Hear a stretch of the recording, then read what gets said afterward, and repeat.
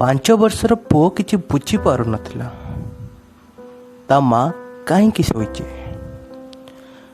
ସ୍କୁଲରୁ ଫେରିଲା ପରେ ପୁଅ ଦେଖୁଛି ତା ଘରେ ଗହଳି, ସାହି ପଡ଼ିଶାର ଅଙ୍କଲ ଆଣ୍ଟି ବି ଆସିଛନ୍ତି, ତା ବାପା ବି ଅଫିସରୁ ଆସି ସାରିଛନ୍ତି।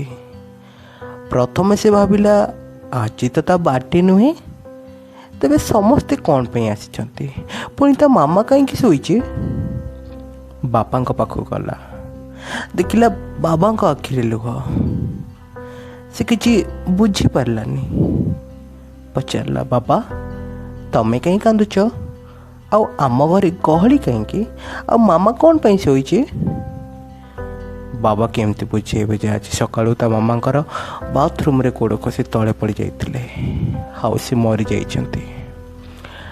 ଆଖିରୁ ଲୁହ ପୋଛି କହିଲେ, ତୋ ମାମା ଆଉ କେବେ ଉଠିବନି, ସବୁଦିନ ପାଇଁ ସେ ଶୋଇପଡ଼ିଲା। ପୁଅ କହିଲା, କେମିତି ଉଠିବନି ସେ, ତାକୁ କୁହ ମୋତେ ଭୋକ ହେଲାଣି, ଖାଇବାକୁ ଦେବ। ଜୀବନର କେତେ ରଙ୍ଗ ୱିଥ୍ ଆର୍ଜି କିଶନଙ୍କ ସହିତ।